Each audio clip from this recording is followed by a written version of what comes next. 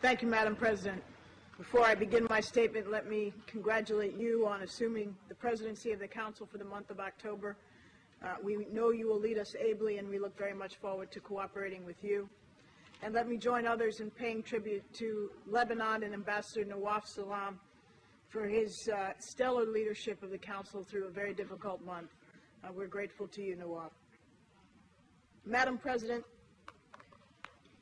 the United States is outraged that this Council has utterly failed to address an urgent moral challenge and a growing threat to regional peace and security.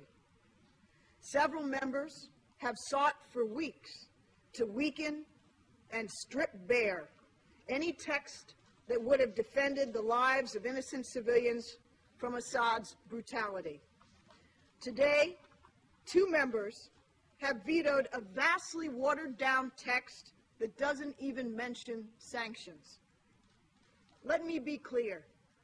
The United States believes it is past time that this Council assume its responsibilities and impose tough, targeted sanctions and an arms embargo on the Assad regime, as we have done domestically. Yet today, the courageous people of Syria can now see clearly who on this Council supports their yearning for liberty and universal human rights and who does not. And during this season of change, the people of the Middle East can now see clearly which nations have chosen to ignore their calls for democracy and instead prop up desperate, cruel dictators. Those who oppose this resolution and give cover to a brutal regime will have to answer to the Syrian people and indeed to people across the region who are pursuing the same universal aspirations. The record is clear.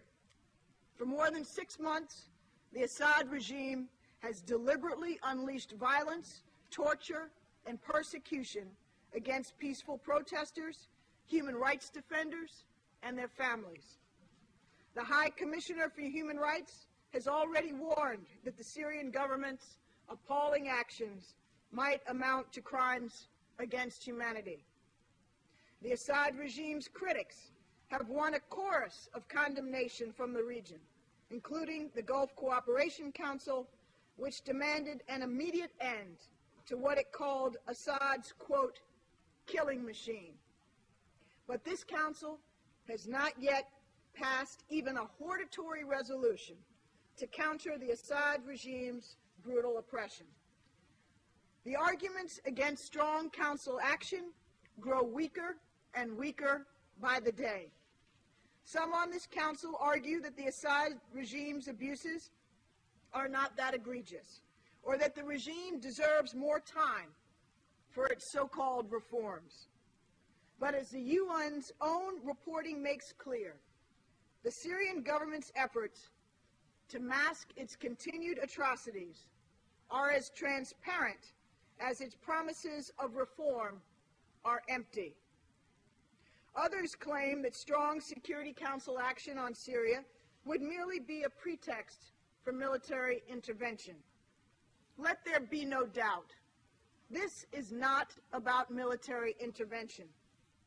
This is not about Libya. That is a cheap ruse by those who would rather sell arms to the Syrian regime than stand with the Syrian people.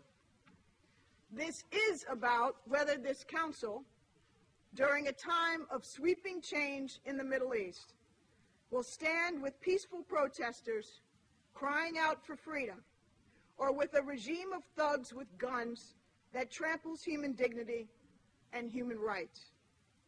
As matters now stand, this Council will not even mandate the dispatch of human rights monitors to Syria, a grave failure that may doom the prospects for peaceful protest in the face of a regime that knows no limits.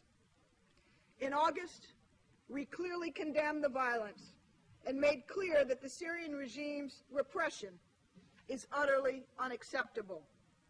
Several of us on this Council and many throughout the international community have voiced our condemnation and imposed sanctions on the Assad regime.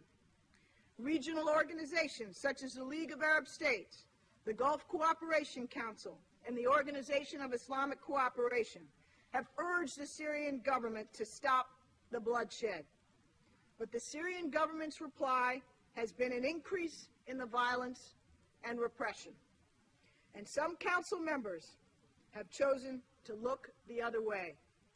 We urge the governments that failed to support council action to change course and heed the voices of the Syrian people.